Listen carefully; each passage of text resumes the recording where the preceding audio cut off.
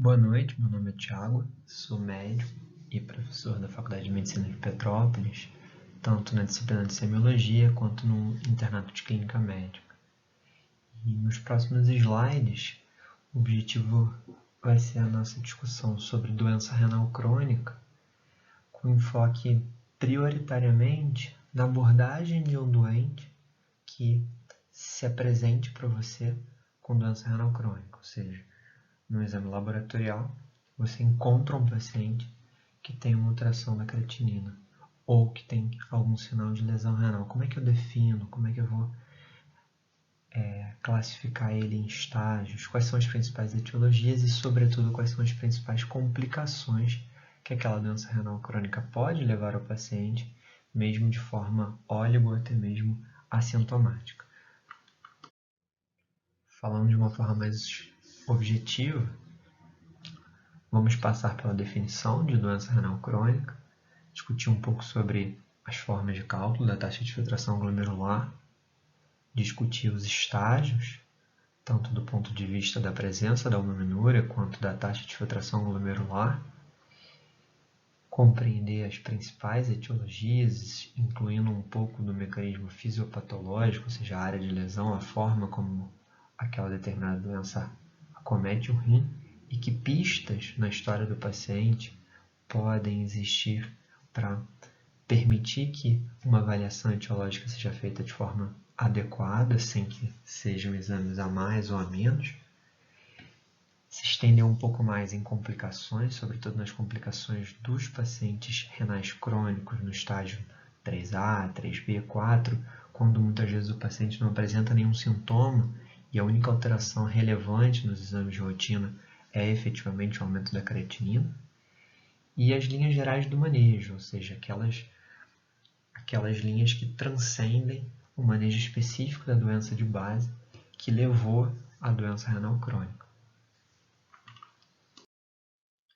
Então, para poder discutir a doença renal crônica, é fundamental compreender quais são os critérios que definem a doença. O primeiro critério é a presença de uma redução da função renal que dure mais de 3 meses. Esse eu acho que é o critério mais simples para definição, embora seja muito negligenciado, porque muitas vezes não se calcula o clearance de creatinina do paciente e uma creatinina que está dentro dos valores de referência ou muito pouco alterada não é vista como naquele paciente como uma redução da taxa de filtração glomerular, porque não é calculado o clearance de creatinina. E aqui é mais negligenciada ainda é a presença de lesão renal. Claro, uma lesão renal que também seja crônica, ou seja, dure mais do que 3 meses. E por mais que a nova definição tenha permitido a inclusão da albuminúria nos estágios de classificação da doença, o que acaba acontecendo é que a maior parte das pessoas se restringe à albuminúria para definir a lesão renal. E é importante relembrar que não é apenas isso que define a lesão renal, embora seja talvez o mais simples, o mais clássico e o mais conhecido. Mas lembrar que se porventura o paciente apresentar alguma alteração na biópsia, então, o paciente não tem nenhuma redução da taxa de filtração glomerular, mas tem uma alteração na biópsia, ele tem lesão renal. Se essa alteração na biópsia não é aguda, ou seja, não é reversível e que vai durar menos do que 3 meses, constitui-se uma lesão renal. Outra clássica que é quase que óbvio, mas que se a gente não fala, a gente não pensa, é a questão dos transplantes renais. O paciente que transplantou um rim, ele não pode ser considerado um paciente totalmente rígido do ponto de vista renal, mesmo que o clearance de creatinina seja normal, mesmo que os sedimentos sejam normais, mesmo que ele não tenha albuminúria. Por quê? Porque ele mudou essa renal crônica, ele tirou o rim, ou manteve o rim ali, mas ele precisou de um transplante. Ou seja, o que faz com que ele tenha um funcionamento renal é um enxerto. Alterações nos exames de imagem, e aí o exame de imagem existem algumas possibilidades, mas o mais acessível, o mais utilizado é o ultrassom, que mostrem alguma doença do rim. E aí essa alteração pode ser uma doença renal policística, pode ser uma hidronefrose, pode ser uma redução do tamanho, pode ser a presença de alguma cicatriz, de algum processo anterior que o paciente tenha tido, por exemplo, alguma infecção renal prévia. Pode ser que o paciente tenha uma alteração da ecogenicidade, uma perda da dissociação entre o córtex e a medula. Pode ser a presença de uma alteração vascular, ou seja, uma estenose da artéria renal. Pode ser, inclusive, um aumento do tamanho por alguma doença infiltrativa. E, por fim, tem as alterações nos sedimentos, cuja albuminúria é talvez o protótipo, mas lembrar que uma hematura persistente ou uma piúria persistente que não seja de etiologia infecciosa também constitui uma lesão renal crônica. Com relação à redução da função, embora, como a gente vai ver nos próximos slides, quando a gente vai classificar por estágios, o primeiro estágio ele contempla clearance maiores, mas só é definido como uma redução da função renal, ou seja, da taxa de filtração glomerular, quando existe, na verdade, um clearance de creatinina menor do que 60, seja ele calculado ou estimado, e aí é sempre importante estar fazendo aqui a correção pela área de superfície corpórea do paciente. Então, o cálculo do clearance de creatinina, ele representa o cálculo da taxa de filtração glomerular. A creatinina é um método fácil de acessar, atualmente muito barato, e como a taxa de filtração é razoavelmente estável ao longo das 24 horas, é um bom método para estar fazendo a avaliação da função renal através da creatinina, ou seja, do clearance, ou seja, da capacidade do rim excretar a creatinina na urina. Por isso que o clearance de creatinina ele pode ser mensurado, ou seja, pode-se coletar a urina durante 24 horas, avaliar quanto de creatinina existe naquele volume urinário coletado ao longo das 24 horas, e aí calcular quanto que foi filtrado ao longo dessas 24 horas. Importante lembrar que ele não ajusta para a área de superfície corpórea, então é fundamental para poder comparar com qualquer outro parâmetro, principalmente se não for um paciente adulto, daquilo, naquele padrão, fazer o ajuste para a área de superfície corpórea. Qual que é a grande limitação? A grande limitação é a necessidade de uma coleta ao longo de 24 horas. Então, acaba que quando você solicita esse exame, o paciente precisa estar 24 horas em casa para não ter perdas, ou no ambiente hospitalar, e mesmo assim, se o doente, ao longo das 24 horas, porventura tiver alguma perda, durante alguma defecação, por exemplo, ou até mesmo algum esquecimento, faz com que se torne impreciso para avaliação da função renal ao longo das 24 horas, né? Ou seja, do clearance de creatinina. E aí, uma informação importante, que vai ser válida inclusive na discussão sobre a albuminúria ou spot urinário, é como saber se o exame foi bem coletado. Então, existe um senso comum, e como todo senso comum geralmente é sujeito a equívocos, de que o volume é um bom preditor para fazer a avaliação se foi bem coletada aquela urina de 24 horas, mas isso é um equívoco. Na verdade, para saber, para ter uma ideia se aquela amostra foi pelo menos razoavelmente bem coletada, o que se utiliza, na verdade, é a estimativa da creatinina urinária em 24 horas. E aí existe um cálculo por peso, que a creatinina tem total relação com o peso do paciente, que nas mulheres isso é em torno de 10 a 15, e nos homens em torno de 15 a 20 miligramas por quilo dia. Então, um paciente que tenha trazido 2 litros de volume e tenha 100 quilos, por exemplo, e seja do sexo masculino, ele tem que ter excretado pelo menos 100 vezes 15, ou seja, 1,5 grama de creatinina em 24 horas. Se tivesse sido menos do que isso, um valor consideravelmente abaixo disso, independentemente do volume, já é possível pensar que deve ter havido perdas ao longo dessa coleta, ao longo das 24 horas. A outra limitação é que a partir do estágio 4, existe além da filtração da creatinina, a secreção da creatinina. E aí a creatinina urinária ela perde um pouquinho a capacidade de discriminar o clearance de uma forma adequada, pois parte daquela creatinina não vai ter sido apenas filtrada, mas também secretada. Diante dessas limitações e dessas dificuldades, algumas fórmulas foram sendo desenvolvidas ao longo dos anos e sofreram algumas modificações por volta da década de 2000, início de 2010, final de 2000. E atualmente a mais utilizada é a CKD-EP, disparadamente. Na verdade, tanto a CKD-EP quanto a MDRD são duas fórmulas logarítmicas, ou seja, é necessário o uso de calculadoras no smartphone, na internet, para poder fazer o cálculo, tendo em vista que não é possível calcular habitualmente numa calculadora, então a fórmula é muito complexa e foi derivada de estudos muito grandes. Inicialmente a MDRD era a principal fórmula e foi pouco tempo depois substituída pela CKD-EP, sobretudo quando o clearance do paciente é acima de 60. Ou seja, para clearances inferiores elas convergem muito, mas para clearances superiores existem algumas diferenças. Então, atualmente, se for para estimar, é fundamental estar utilizando a CKD-EP. A questão principal que cabe uma ressalva é com relação ao Cockcroft-Gault.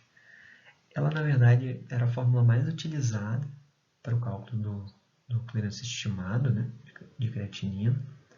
Só que com a pandemia da obesidade, e considerando que o peso gordo, né, o peso não magro, ele não contém creatinina, acabou invalidando a fórmula no contexto atual, porque grande parte da população é acima do peso. Então, é uma fórmula que ainda tem muita restrição nesse contexto.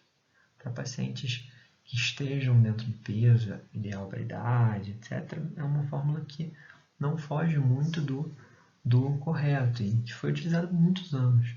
Mas, de fato, a pandemia da obesidade dificultou isso. O que é importante lembrar da Cockcroft? Por que eu deixo essa mensagem aqui? O que é importante lembrar dela é porque em algumas circunstâncias ela ainda é utilizada. E aí, tem duas circunstâncias que é importante lembrar de forma substancial. A primeira, porque na verdade são drogas muito recentes, que são os novos anticoagulantes orais. Então, os novos anticoagulantes orais eles foram utilizados com a avaliação do clearance creatinino daqueles pacientes por Cockcroft. Então, embora toda a medicina já utilizasse a CKD-EP na época do estudo, na maior parte dos estudos, a Cockcroft ainda foi utilizada. Então, esse é um ponto importante. E muitos antibióticos, muitos remédios, eles, na verdade, como são antigos, eles foram estudados na época de Cockcroft. Então, embora atualmente a gente acabe utilizando muitas outras fórmulas para ajuste da clearance creatinina, porque tem a questão da obesidade, é importante só lembrar que os remédios, em grande parte, foram estudados em vigência da correção pela Cockcroft-Gault.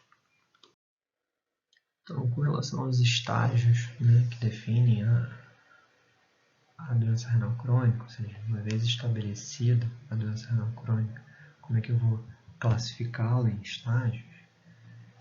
A gente precisa retomar aquilo que foi dito alguns slides atrás, que é em relação à definição da doença renal crônica. Então, se eu estou diante de um paciente que não tenha nenhuma evidência de lesão renal, aquele paciente ele começa a sua definição no estágio 3A, ou seja, com clearance menor do que 60. Agora, se o paciente tem alguma evidência de lesão renal, ele pode ser classificado antes de ter alguma redução da taxa de filtração glomerular em estágio 1 ou 2, sendo que 1 é quando a taxa de filtração é maior ou igual a 90 e o estágio 2 quando é entre 60 e 89. A partir do 3, aí já não vai fazer muita diferença. O que vai definir mesmo é a filtração glomerular do paciente. Conforme vai reduzindo, ele vai progredindo na classificação, sendo que o estágio 3 ele se divide em uma categoria A e uma categoria B. A categoria A é a categoria dos 15 mais altos e a categoria B dos 15 mais baixos, dentro do intervalo de 30 de cada um dos estágios. Importante lembrar que o doente de dialise ele é estágio 5, então não se calcula o clearance de creatinina dele de forma alguma. E nos últimos consensos da CADIO foi incluído, na verdade, a albuminúria como um critério adicional na definição dos estágios. Então, define-se em estágio 1, 2, 3A, 3B, 4 e 5, de acordo com a taxa de filtração glomerular, lembrando que 1 e 2 é necessária a presença da lesão renal, por qualquer um daqueles critérios demonstrados previamente, e acrescenta-se ainda a letra A1, A2, A3. A1 é quando não existe nenhum albuminúria, A2 é quando existe uma microalbuminúria, e A3 é quando existe uma macroalbuminúria, né? Albuminúria manifesta, como algumas pessoas preferem chamar. E como vocês podem perceber, os estágios são definidos pelo spot urinário e não pela albumina em 24 horas, embora, claro, se o doente coletou albumina em 24 horas, os valores vão ser os mesmos. Mas por que optou-se pelo spot urinário? O que é o spot urinário, né? O spot é a coleta de uma amostra de urina e nessa amostra é mensurada tanto a creatinina quanto a albumina.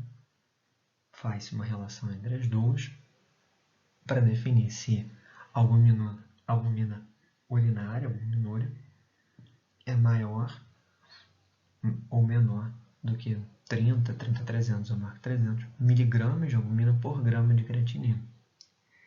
Por que optou-se por isso? Optou-se porque é muito mais prático coletar uma amostra de urina do que coletar uma urina de 24 horas, pelos motivos que a gente discutiu anteriormente.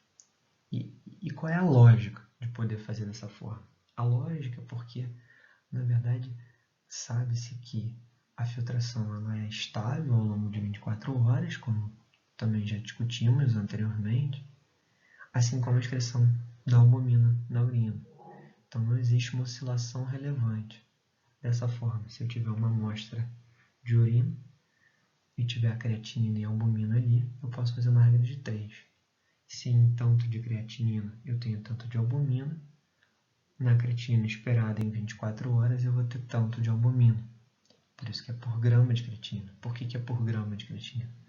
Porque se considerarmos uma população não obesa e aquelas médias de 10 a 15, 15 a 20 miligramas por quilo de creatinina em 24 horas para homens e mulheres respectivamente, isso vai gerar em torno de 800 a 1,2 g de creatinina em 24 horas. Então, o spot ele permite estimar em 24 horas qual seria a excreção de albumina com uma facilidade muito maior na coleta. O que é importante aqui lembrar como uma questão fundamental é que pacientes que sejam tenham um peso muito reduzido ou pacientes que tenham um peso muito elevado, a variação, né, vai ser um pouco maior em relação ao spot, tanto para menos quanto para mais, dependendo da circunstância. Então é importante ter isso em mente. Então a gente classifica, por exemplo, estágio 1 a 1, estágio 2 a 3, dependendo da combinação dos resultados. Desculpa, não daria para fazer 1 a 1 porque não teria nada, né? Então seria estágio 1 a 2, estágio 2 a 3, por exemplo. A não ser que aquele 1 fosse estágio 1 a 1 e a lesão renal fosse por outro motivo, que não a albuminúria, obviamente. Seria impossível, numa aula de 1 hora, discutirmos todas as etiologias da doença renal crônica. Né? O que é importante? O importante é entender qual é o raciocínio, o pensamento diante de um paciente que se apresente com uma doença renal crônica. Então, atendi o paciente, constatei a doença renal crônica por algum achado laboratorial, de exame complementar, e eu preciso pensar em algumas circunstâncias, entender se esse paciente se expôs ou possui, ou tem histórico familiar, ou tem alguma questão que aumente a possibilidade que aquela circunstância seja a etiologia da doença renal crônica. Como a gente faz com tudo na medicina. Porque se a gente fosse explicar cada uma dos fatores de risco, das etiologias, a gente passaria aí horas discutindo sobre isso, porque são inúmeros. O que é importante lembrar, né, e pesquisar na história, que eu acho que é o ponto mais importante. Pesquisar isso daí, a gente tem alguma história de uso de drogas. E aí drogas aqui lembrar de alguns remédios, né? Existem diversos fármacos que causam doença renal crônica, quando utilizados de forma crônica ou até mesmo por um tempo reduzido, dado a importância no efeito nefrotóxico. Então, perguntar para o paciente se teve algum uso, né, de remédio, e aqui lembrar também dos anti-inflamatórios não esteroidais, porque muitas vezes o paciente não refere isso numa pergunta direta. Usou um remédio, tudo. O paciente não pensa muito nele. Obviamente, as duas principais causas no mundo moderno, hipertensão e diabetes, é importante, mas aqui é importante não comprar o diagnóstico de que a hipertensão ou o diabetes levaram aquela doença renal crônica, mas tentar entender qual é a história da hipertensão e a história do diabetes, ou seja, é um diabetes que foi mal controlado, mal acompanhado, é um diabetes que sempre foi bem controlado. Mesma coisa para a hipertensão. Alguma dessas duas doenças, a hipertensão e o diabetes, teve alguma outra lesão de órgão-alvo, e aqui a retinopatia diabética é fundamental na interpretação. Presença de história familiar, de história do próprio paciente, de doenças autoimunes ou de estigmas de doenças autoimunes, né? E aí, o estigma mais clássico são as artralgias no doente que não tem um diagnóstico, né? Então, o paciente costuma ter artrite, artralgia, caso não tenha nenhum diagnóstico prévio de doença autoimune, alguma lesão de pele, que porventura nunca tenha tido um diagnóstico muito bem estabelecido. É importante perguntar isso para o paciente. Entender se ele já teve algum insulto prévio, né? Pode ser que o paciente, porventura, ele pode ter tido um cálculo renal coraliforme, que tenha sido abordado, ou múltiplas infecções urinárias, ou um tumor renal, enfim, algo que tenha acometido o rim, ou uma infecção, mesmo que não seja renal, mas que tenha feito um quadro grave de sepse, ou hipoperfusão renal e uma sequela. É importante entender que insultos aquele rim sofreu ao longo do tempo. A imagem é importante, porque existem algumas doenças que vão evidenciar alterações específicas a ela.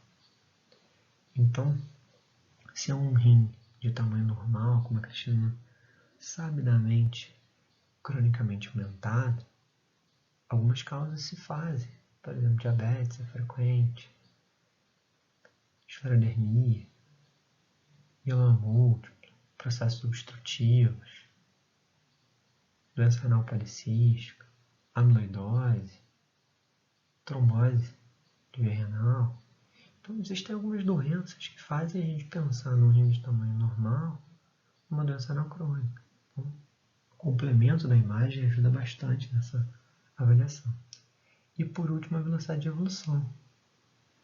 Se eu puder acompanhar o teu histórico do paciente, das creatininas ao longo do tempo, ou seja, se for uma doença que acometeu rapidamente, e rapidamente a creatinina subiu e piorou muito, ou ela foi aumentando bem devagarzinho ao longo de um período muito prolongado, isso fala de doenças totalmente distintas. Porque algumas doenças classicamente evoluem rápido, ou só evoluem rápido, e vice-versa. Então, esse histórico que pode parecer muito simples da forma como eu estou colocando, mas muitas vezes a gente esquece de fazer essa abordagem no doente para pensar no diagnóstico diferencial. Avaliando a etiologia específica, 5 grandes grupos podem ser utilizados para determinar a etiologia. O primeiro grupo é o grupo da etiologia pré-renal, no qual há algum contexto que exista um baixo volume circulante efetivo de forma crônica, associado à congestão dos vasos renais, o rim seja hipoperfundido de uma forma crônica. E aí, os protótipos são a insuficiência cardíaca, na síndrome cardiorrenal, e a cirrose, na síndrome hepatorrenal. Outra possibilidade é a etiologia intrínseca vascular, ou seja, quando existe uma estenose da artéria renal, seja ela por aterosclerose ou fibrodisplasia, que também acaba por levar ao menor fluxo para aquele rim acometido ou para os dois rins. A doença glomerular, na manifestação de síndrome nefrítica ou de síndrome nefrótica, e aí, dependendo da etiologia, os mecanismos de lesão e injúria são diferentes, mas todos eles levam à lesão renal, isoladamente, ou a lesão associada a uma redução da taxa de filtração glomerular. E aqui eu acho que é um dos pontos mais importantes, porque muitas vezes a taxa de filtração glomerular não é alterada, enquanto que os marcadores de lesão já estão presentes precocemente. E a detecção precoce evita a evolução ruim da nefrítica ou principalmente da nefrótica, que costuma ser um pouco mais sintomática. As doenças tubulointersticiais, e aí nas doenças tubulointersticiais é importante lembrar que o diagnóstico costuma ser às vezes mais difícil, porque não se pensa nela como uma etiologia, porque muitas vezes o que acaba acontecendo é uma alteração de concentração. E aí são alterações eletrolíticas, são alterações como acidose tubular renal, são alterações que, se não tiver um alto grau de suspeição, não se diagnostica, porque não se percebe que existe, na verdade, uma lesão renal importante, porque o doente continua urinando bem, muitas vezes sem alteração da creatinina, os marcadores clássicos de lesão podem não estar presentes, mas existe uma alteração da função renal, propriamente dita, e com isso a intervenção pode mudar o prognóstico. A doença renal policística é mais simples porque a imagem na ultrassom é muito característica. E por fim, a insuficiência renal crônica de etiologia pós-renal, no qual exista uma obstrução crônica que inicialmente acaba afetando de forma aguda, mas por não resolver, por não tratar, ou até mesmo por ser impossível de fazer o tratamento de forma adequada, acaba levando a uma lesão crônica renal. E nesses casos, a presença da hidronefrose é um marcador bem específico na ultrassonografia. Considerando as avaliações etiológicas descritas nos slides anteriores, o que é fundamental na avaliação de um paciente com doença renal crônica? A utilização de uma ultrassonografia de rins e vias urinárias, que pode ser complementada com Doppler, caso haja suspeita de alguma alteração importante na vascularização renal, seja arterial ou venosa, e a utilização da cintilografia com DMSA do ETPA, caso queira se avaliar a viabilidade renal, a viabilidade de um dos rins especificamente, ou a presença de alguma cicatriz e o que aquela cicatriz leva ao rim, porque muitas vezes os achados ultrassonográficos não são específicos para determinar o quanto o rim é capaz de filtrar e o quanto o rim está efetivamente lesionado. Então, no exame complementar, algumas circunstâncias específicas, muito utilizado no contexto de cálculos coraliformes, por exemplo, para definir o que resta de função naquele rim. O EAS, para definir se existe ou não existe uma proteinúria, uma hematúria, uma piúria, e na presença da hematúria, o acréscimo da pesquisa de dimorfismo eritrocitário é muito importante para definir se essa hematúria tem uma origem glomerular ou não. A urina de 24 horas ou o spot urinário com as limitações que a gente descreveu, assim como a urina de 24 horas. No entanto, na prática clínica, utiliza-se como rastreio o spot urinário sempre pela maior praticidade e facilidade de coleta, considerando os motivos já explicitados. Exames laboratoriais específicos vão estar indicados de acordo com a etiologia, a suspeição diagnóstica, né?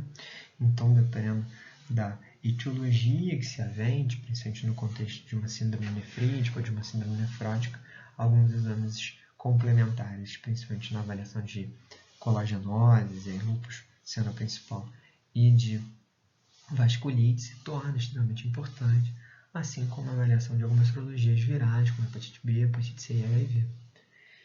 Além disso, eletrólitos podem ser muito importantes na avaliação etiológica, caso suspeite de algum déficit de concentração ou segmentar numa doença turbulenta intersticial. E por último, quando toda essa investigação não tem um resultado compatível ou não é suficiente para definir a etiologia, ou define-se a etiologia, mas não sabe se a extensão ou a gravidade da lesão, a biópsia tem um papel muito importante, lembrando que a principal restrição presente no doente renal crônico na realização da biópsia é quando existe uma redução importante do tamanho renal, quando existe uma perda de dissociação, alteração da ecogenicidade, a ultrassonografia. Por quê? Porque nesse contexto a chance de uma biópsia que tem os seus riscos, embora não sejam grandes, mas existe, de ter um resultado que vá auxiliar no diagnóstico é muito menor, já que na maior parte das vezes o que é encontrado é apenas a fibrose. Então retardar a biópsia ou indicá-la tardiamente, propriamente dito, ou no momento de um estágio mais terminal, acaba impedindo que ela seja elucidativa do ponto de vista diagnóstico. Então, quais são as complicações da doença renal crônica? O que é importante entender é que, independentemente da etiologia da doença renal crônica ou do valor da creatinina, todo doente renal crônico, em algum momento, principalmente a partir do estágio 3A e, sobretudo, a partir do estágio 3B4, vai ter algumas complicações. E essas complicações elas são quase que 100% assintomáticas. Então, se não houver a suspeição dessas complicações, o que acaba acontecendo é que elas não são diagnosticadas. E se não são diagnosticadas, obviamente não são tratadas. E aí as complicações são ainda maiores, assim como os danos ao paciente e a própria evolução da doença renal. 5 complicações se destacam. A hipercalemia e a hipervolemia acontecendo mais nos doentes mais terminais, ou seja, em estágios mais avançados, enquanto a acidose, a doença óssea mineral e a ferropenia, anemia, acontecem mais precocemente em torno do estágio 3B, 3A, 3B.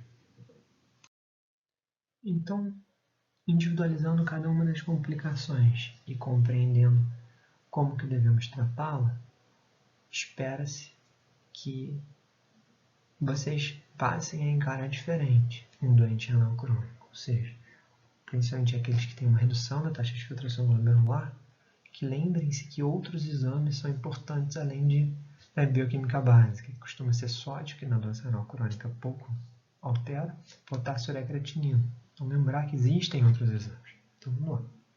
A primeira complicação que a gente vai abordar é a doença óssea mineral. A doença óssea mineral tem uma fisiopatologia extremamente complexa, mas o pilar inicial é a redução da capacidade de excreção do fósforo urinário. Com a redução da excreção do fósforo urinário, o PTH aumenta na tentativa de promover uma fosfatúria. E aí, nesse primeiro momento, o que observa-se é que o fósforo urinário consegue ser excretado numa maior capacidade e, dessa forma, o fósforo plasmático estabiliza-se, o PTH cresce. Conforme a doença vai evoluindo, o fósforo urinário tem um limite de excreção, ou seja, a capacidade de excreção do fósforo passa a ser limitada, e aí o fósforo plasmático, a despeito de aumentos cada vez maiores do PTH, passa a ser cada vez mais elevado. Então, que exames são necessários nessa interpretação? O cálcio, o fósforo, o PTH, a albumina e a vitamina D inativa. Por quê? O fósforo, pelos motivos que a gente descreveu, assim como o PTH, sendo esperado o fósforo inicialmente normal, o PTH alterado, e posteriormente o fósforo aumentado e o PTH também aumentado. A albumina para corrigir o valor do cálcio. O cálcio para interpretar se houve alguma alteração no contexto do aumento do PTH, porque a gente pode ter alguma outra doença da paratireoide. Lembrando que o cálcio na doença renal crônica não costuma ter nenhuma alteração relevante.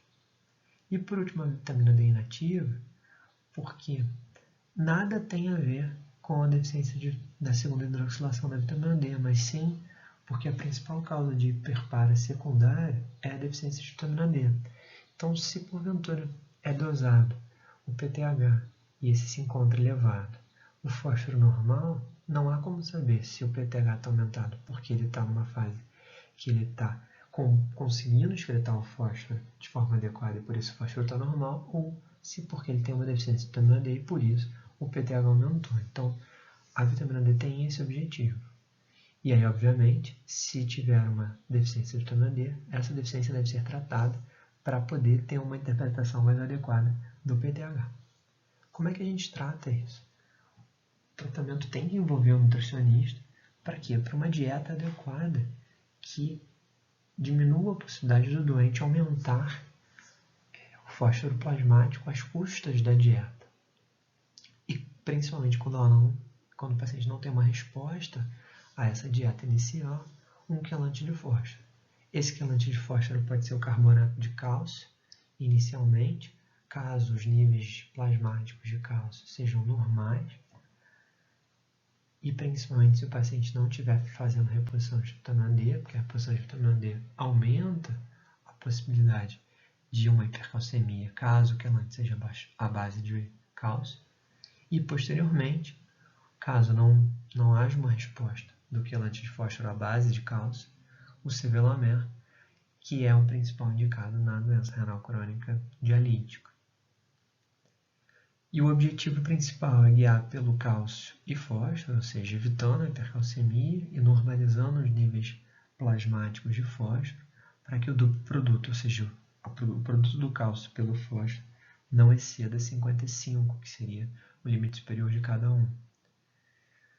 Enquanto que o PTH ele não deve ser normalizado, a não ser que, claro, para normalizar o fósforo acabe normalizando o PTH, mas o objetivo do alvo do PTH, e por isso tão grande, 2 a 9 vezes o valor de referência, é justamente que você evite que o doente tenha mais do que 9 vezes, até porque a partir disso, um diagnóstico possível é hiperparia terciário, que é quando existe uma cronicidade na produção de PTH, justamente na tentativa de excretar esse excesso de fósforo e dentro daquela paratireoide uma área torna-se autônoma, e aí a indicação seria cirúrgica, mas porque normalizar completamente o PTH, isso em termos de alvo, objetivo, leva a um outro espectro da doença óssea mineral, que é a doença óssea adinâmica, algo muito frequente antigamente, e que também tem os seus riscos, inclusive com dor óssea ou mesmo algumas lesões.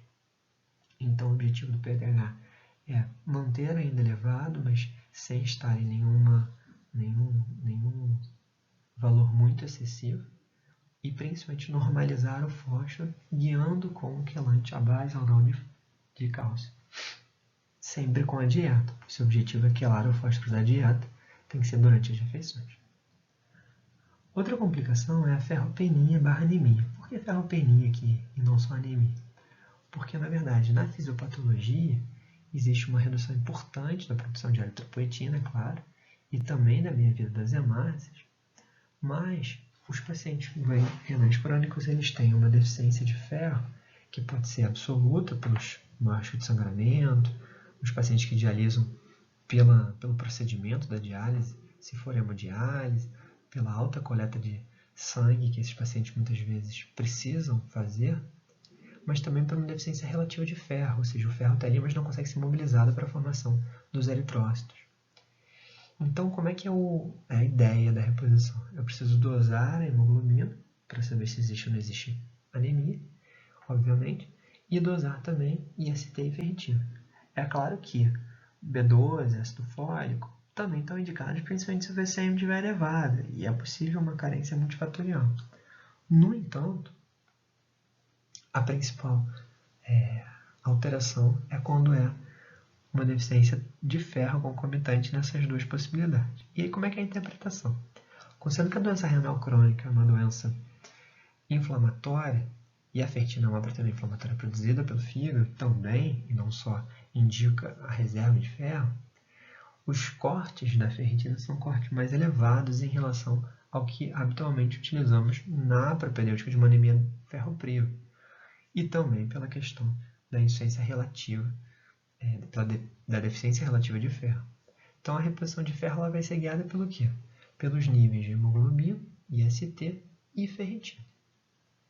Quando o IST estiver abaixo de 20 e a ferritina menor do que 100, isso indica uma deficiência relativa absoluta de ferro. Então, o doente deve repor ferro sem se preocupar tanto com os níveis de hemoglobina. Contudo, se o IST for entre 20 e 30 e a ferritina entre 100 e 500, isso num paciente que não dialise, deve-se fazer a reposição principalmente na presença de anemia, principalmente se essa anemia estiver levando a uma hemoglobina menor do que 10. E por último, se mesmo respeitando essas duas circunstâncias, IST entre 20 e 30 e ferritina entre 100 e 500, já tendo feito uma tentativa de reposição sem que a hemoglobina suba para o alvo, que é em torno de 10, 11, a introdução da eritropoetina, ou seja, do hormônio para a produção das hemácias propriamente dito, que é um dos principais motivos, torna-se fundamental. Então, a indicação da eritropoetina ela nunca deve anteceder a reposição de ferro, caso o paciente tenha condições de repor. Mais uma vez, IST menor do que 20, ferritina menor do que 100, indiscutível. IST entre 20 e 30, ferritina entre 100 e 500 no paciente que não dialisa, se eu tiver uma anemia associada, principalmente uma anemia menor do que 10. Por quê? Porque senão eu vou dar eritropoetina, que além de ser uma medicação extremamente cara, e ela não vai ter o substrato para formar a hemácia de forma adequada. E por isso a reposição é fundamental nos casos de deficiência importante, muitas vezes, inclusive, se a reposição de ferro deve ser feita venosa, almejando uma resposta mais rápida do paciente. Por último, a acidose metabólica. A acidose metabólica, na verdade, ela ocorre por uma redução na excreção de ácidos. E aí, com isso, os pacientes tendem a ter um bicarbonato reduzido. Lembrando que muitas vezes o pH não vai estar reduzido, mas o bicarbonato vai estar. E o que é interessante é que a acidose metabólica, como muitos laboratórios sequer têm gasometria venosa, se o estudante não está fazendo um acompanhamento muito próximo, é um exame que é até difícil de estar solicitando. E por isso a reserva alcalina é uma alternativa interessante, porque a reserva alcalina ela reflete o bicarbonato, sem interpretar o pH ou outros achados. Então é um exame disponível em praticamente qualquer laboratório e principalmente no ambiente extra-hospitalar é uma alternativa bem interessante. E a acidose metabólica ela afeta não só a progressão da doença, mas também afeta as demais complicações. Então, as demais complicações elas se tornam piores no doente que tem uma acidose. E o tratamento é a reposição de bicarbonato, principalmente por via oral, no doente que seja ambulatorial, é claro, até a normalização. Então, isso é feito com a ingestão de bicarbonato de sódio, medicação extremamente barata. As outras duas complicações são complicações tardias. Então, a primeira é a hipervolemia, e a hipervolemia ela ocorre principalmente no estágio 5, e a fisiopatologia é o desbalanço homeostático do sal e da água, né? Justamente porque o rim é um dos principais responsáveis por esse balanço. Lembrando que para crianças menores do que 30, hidroclorotiazida não funciona e a espironolactona é contraindicada. Então, o tratamento ele vai constituir principalmente na restrição de sal, eventualmente pode ser necessária inclusive a restrição hídrica, e a principal droga, principalmente se o paciente ainda urinar, é o diurético de alça, a furosemida. Aqui cabe uma ressalva que, além do doente precisar urinar para utilizar a furosemida, se não tem nenhuma indicação, e aí a indicação é diálise, né, claro, muitas vezes a manifestação da hipervolemia é única e exclusivamente a hipertensão. Então, uma hipertensão de mais difícil controle, uma hipertensão que piora o controle com as drogas que o paciente vinha utilizando e que mantinham a pressão em níveis estáveis. Então, é importante lembrar que o principal achado da hipervolemia é justamente a hipertensão. E por último, a hipercalemia, que está também associada ao estágio 5, E só acontece mais precocemente num contexto de uma dieta equivocada do ponto de vista nutricional, o uso de algum fármaco que facilite, aí o IECA e o BRAL são importantes drogas a serem sempre repensadas, mas que podem ser necessárias dependendo da indicação, ou se o paciente ficar oligúrico por qualquer motivo. E a principal fisiopatologia é a redução da excreção mesmo. O tratamento está uma dieta que seja hipocalêmica e revisitar todas as drogas que o paciente usa, e aí, sobretudo, quebrar vendo a real indicação. Se for num contexto de nefroproteção, redução da proteinúria, isso é importante, mas se for apenas como antihipertensivo, são drogas que devem ser consideradas para retirada e melhor controle da hipercalemia. E por último, como é que poderia ser resumido o tratamento de um paciente com doença renal crônica?